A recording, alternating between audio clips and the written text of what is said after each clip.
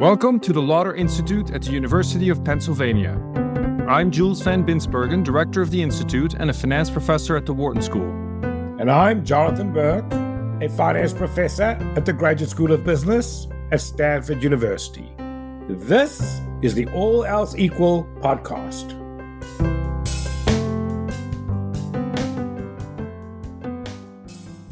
Welcome back, everybody. Today we're going to talk about legacy admissions.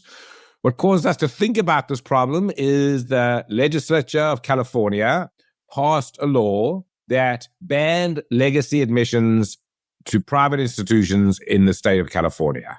Now, I'm not a lawyer, but it seems to me that the constitutionality of such a law seems highly questionable. But I think the legislators understood the same thing because the law is toothless. There are no penalties for violating the law. So the question there on the table is, should Stanford follow this or should Stanford continue to use legacy in deciding who to admit? Let me just say that it's not like legacy admissions have a tremendous leg up at Stanford. You know, there are many, many students that are capable of being at Stanford who do not get into the university. And where the legacy comes in is in the set of all the applicants who could get into Stanford and make it at Stanford, Stanford uses legacy to decide which one of those to admit. I don't think it uses legacy to admit anybody who's not qualified to be at Stanford. Jonathan, I think this is a first order topic for us to talk about. Also because, as with many of the topics that we discuss, there are a lot of all else equal mistakes that can be made here. I do have to tell you offhand that moving from Europe to the United States, when I first arrived in the US and I started to understand how important legacy and also athletic admissions really were for the universities, I was stunned in the beginning. Like, if you go to school in a European school, if you do research there, everything is only about academics. The universities don't own sports teams. They don't make money with sports teams. Very few people give money back to the university. I think that several universities are trying to set up a system like this. By the way, it doesn't mean that I think many European institutions are very jealous of the American ones in terms of the amount of giving that they're receiving and what they can do with it. But it's a somewhat foreign concept. And I do think that, we've said this sentence many times in our episodes, right? The Thomas Sowell quote, there are no solutions, there are just trade-offs. I think here, there are also important trade-offs for us to think about. Why would legacy admissions be a good idea? But I also think that there are good reasons to say why legacy admissions might be a bad idea. So I think we should bring out both. Yeah, so Jules, the all else equal mistake is the business model of a private university like Stanford. A huge amount of the budget comes from current donations and past donations to the endowment. And part of that comes from the legacy of people being tied to Stanford and their willingness to give money to Stanford to maintain that relationship with Stanford. And if the university were to break that by telling them they were in no way special, it would affect their amount of gift giving, which would then affect Stanford's ability to educate people, particularly people who can't afford the tuition of Stanford. So it could, in fact, lead to more unfairness because Stanford would lose the ability to provide financial aid to the students who couldn't afford to come, even though they were qualified to come, and those students would not be able to attend Stanford. I'm fully sympathetic to that, and I think that that is indeed the case. And therefore, I think legacy admissions are important because I think that in the end, this is what we call in economics a Pareto improvement, right? If in the end, everybody is better off because of what we're doing here, then we really need to think about whether that's the right model. Now, of course, from the European perspective, all of the universities are funded by public money. So you can ask the question, why isn't it the case that the rich people are already taxed more by the government to begin with so that you can use that tax revenue to cross-subsidize these students that otherwise would not have the means to come? I do think that it's very clear that at this point, if we look at the university rankings, US universities are at the very top in the world. Many of them, it's not even close in terms of the competition. And so there's something about the model that the US universities are doing that seems to be working better. And so I think we do need to ask the question why that is and where the publicly funded model is not working so well. Recently in the Netherlands, the government has decided to cut funding to the public universities by quite a bit, and people are struggling with this right now. It's pretty difficult for them to finance all of the operations that they have when you're dependent on a government that gives or does not give you money. But the question still remains, which is this way of doing the Pareto improvement, which is that you have the rich people pay money to the university in a deal that their children are admitted to the university, is that the best way to get the cross-subsidization done? Well, Jules, we can talk about this, but our guest today has so much more expertise in this question. He's also one of the few people in the world that I really admire and think is an exceptional person. So let me introduce him. His name is Patrick Awuah, who's president of Ashesi University in Ghana. He set out as a young man to make the world better and has achieved his goal in it's just a spectacular way. So to tell you the story of Patrick, he went to school in Ghana, and then he got his undergraduate education at Swarthmore College, went to Microsoft in the late 80s and early 90s, decided to leave Microsoft, go to a Haas School of Business at Berkeley, and when he was there, wrote a business plan for starting a university. Patrick's idea was that responsible government needs well-educated leaders, and his frustration with the kind of government that Ghana had led him to believe that if he wanted to change his country, he needed to start an education institution that taught the kind of leadership skills that he had learned at Swarthmore. And he set out to do that. 20 years later, I would argue, Ashesi University is the best university in Africa. And what this has to do with legacy admissions is in that business plan, Patrick outlined the following way to finance the university. He would charge tuition to the kids of rich Ghanaians who would otherwise be going overseas and use that money to finance educating poor Ghanaians who couldn't afford to come to university. And he has done precisely that. Patrick, welcome to the show. It's a pleasure to be here. Thank you. Well, Patrick, let's start. What motivated you to create Ashesi University? Well, I was in the United States. I'd grown up in Ghana, went to college in the US and worked there for a while at Microsoft. And at some point decided that I should be back in Ghana helping with development. And my real motivation was, how do we get development to sort of happen in a more energetic way? Ghana was a recent democracy, so there was, the opportunity to really take advantage of a freer society and a more empowered society to do good. And I eventually settled on higher education as a thing to do because back then, only 5% of college-age individuals went to college here. And it seemed to me that by definition, it meant the people who went to university were going to be in charge of important institutions and organizations in the country in the future. And so the way they're educated is critically important. And I wanted to come and bring the kind of education that I'd experienced in the United States here, an education that focused on critical thinking, on problem solving, but also very deeply steeped in ethics and getting students to think about and answer questions about how we create a good society.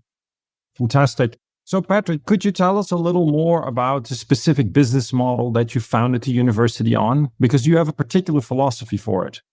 Yes.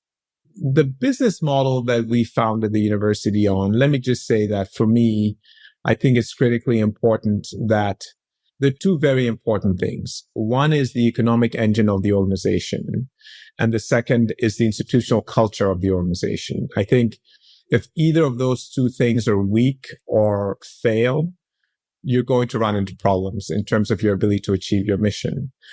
And so we paid a lot of attention to what the economic engine of the university would be. And where we settled was, we want to build an institution that is financially self-sustaining. We want to be raising on an annual operating basis tuition revenues that cover the cost of running the institution. We also want it to be accessible to people who cannot afford tuition. So what we've done is we've set the fees so that if philanthropy were to go away completely, we would still be able to subsidize 20% of tuition from those people who are paying full and partial fees. So like the revenues that come in enable us to subsidize, cross-subsidize up to a certain level students who can afford to be here.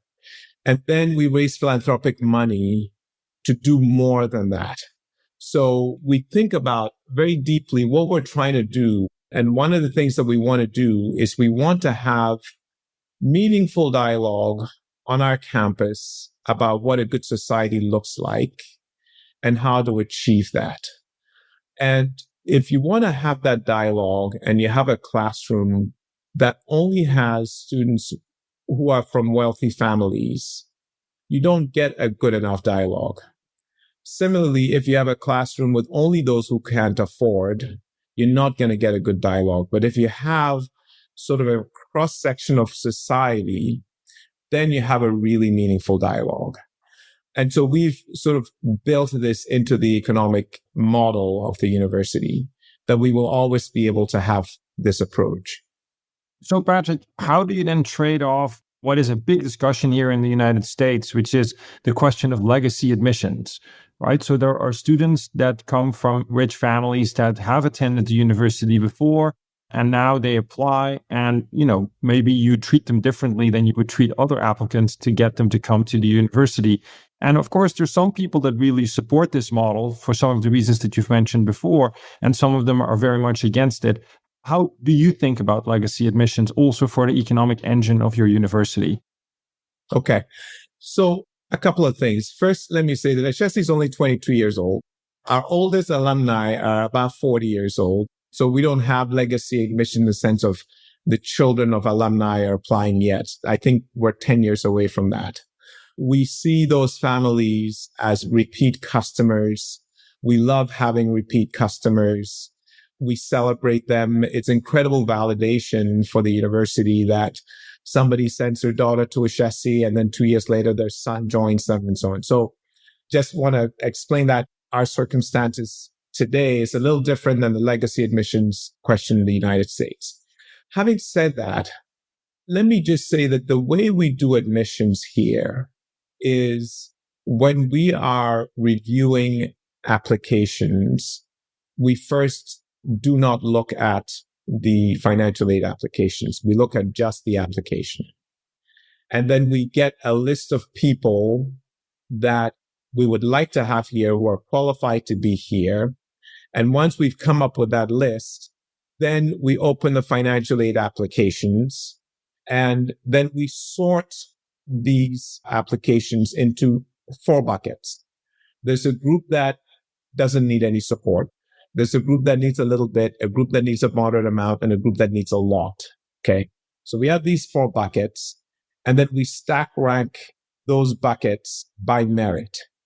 And merit is a composite score of their academics, their essays, their extracurriculars, their interviews, and so on. And for each of these buckets, we've allocated money from 0 to a lot.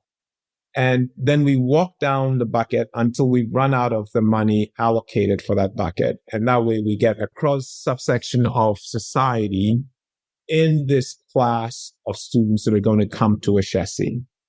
Everybody has to be qualified. And then we look at what their means are, and then we support them to the best that we're able to, given the money that we have available to us. And the money we have available to us includes philanthropic money as well as some of the cross-subsidization money that goes into this. The third thing I want to say is that, especially early on when Ashesi first started, we had a situation where fundraising was very difficult. And we also had this model in our mind that only the absolute top students academically should come to Ashesi. So it was going to be purely on your academic credentials and so on. And there was sort of within the admissions team a bit of push and pull on this thing. So the question was, if you have a situation where all the top students are from, let's say, working class families or poor families. And there are a few students who could afford, who didn't make quite the same high grade. They'd met the qualification standard, but they'd not met the absolute top. What do you do with those students? So this is a question. And the answer that we came up with was, first of all, students from wealthy families, they're also going to be among the leadership core of our country. They need to be educated well. Second of all, they add a useful perspective to the university. And third of all, they provide money, cash to the university. They provide revenue to the economic model of the university that makes it possible for us to have others as well. And so this is the reason why we do need to have everybody here. The fourth thing that they bring is frankly a network. So let's say you're somebody who cares a lot about people who are from great disadvantage, which we do. We do care about people from great disadvantage. When they come here, they are tremendously helped by making friends with people from a higher economic strata who have access to a certain network, who now become part of their network for their future. What happens on a college campus is you get people from different economic strata, from different circumstances, with different perspectives, all engaged with each other. And through this, you build the future leaders, you build the citizenship of a country, and you have to take that seriously. And if you take it seriously enough, in our view, you really do want to have everybody represented here. Patrick, let's talk about a university where I work. Let's talk about Stanford. And let's talk about, I would say, for all the reasons you just said, what I would call the business model, which is there are great advantages to having committed alums send their kids to the university, because besides the network, those committed alums not only pay full fare, but they also presumably will donate back to the university. Correct. And will support people who can't afford the university.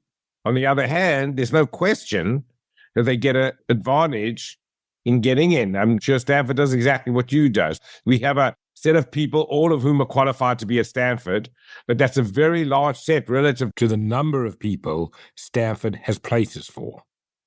Right.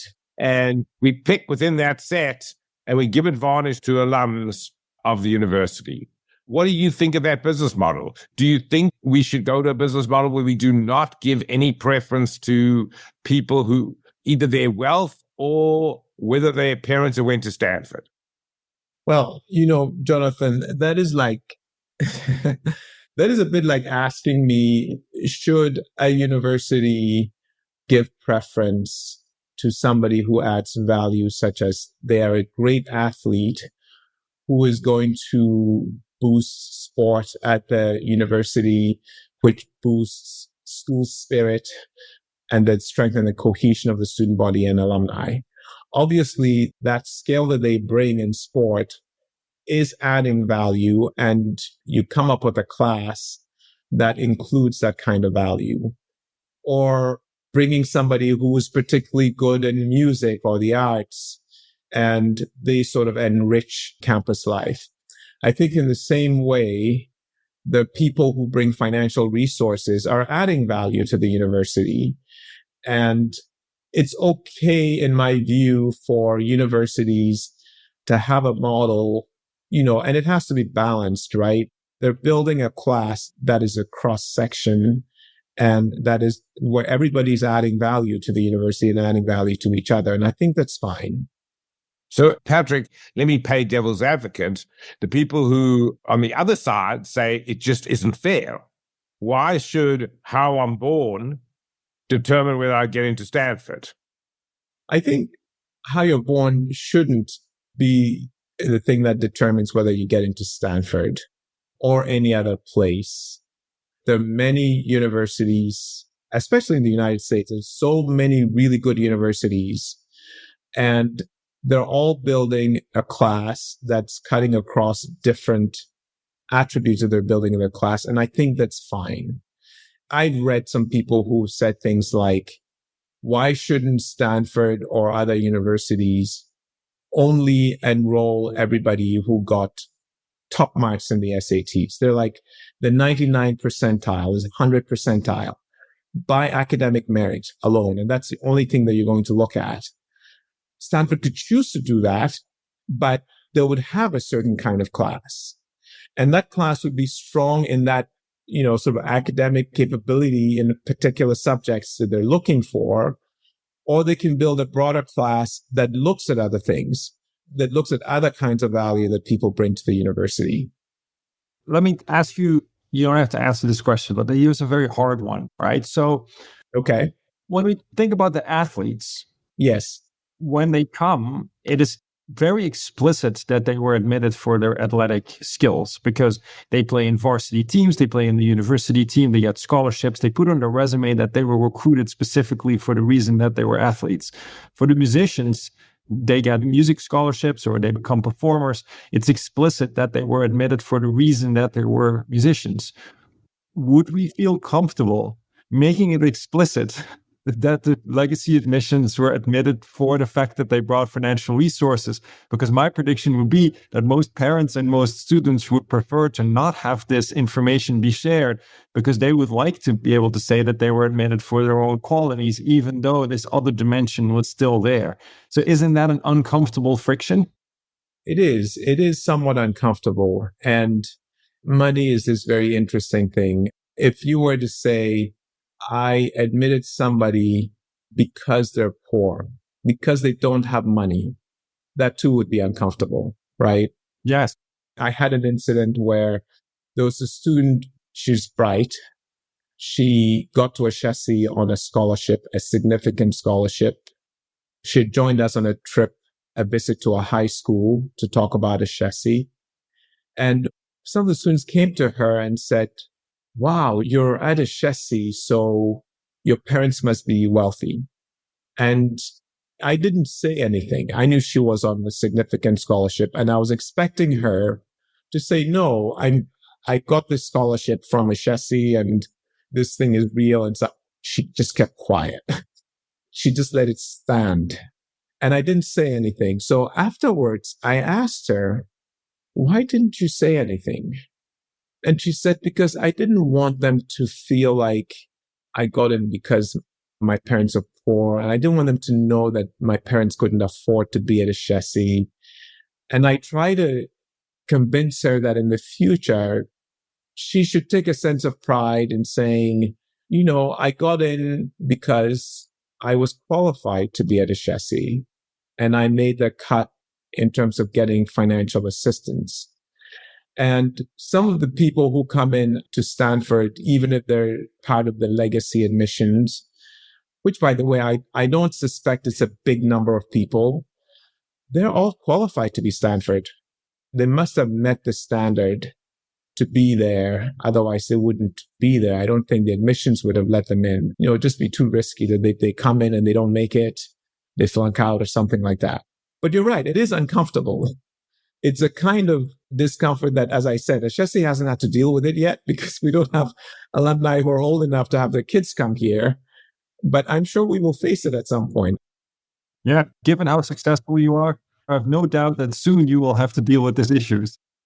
I think Jules has really put his finger on the source because, let's be honest, when the student didn't ask the question, of course, the truth is that the fact that she was poor made her on average better qualified, right? When you go down those lists, since you go down the list until you run out of money in that category, in the category of rich students, you never run out of money because they're paying their way, right?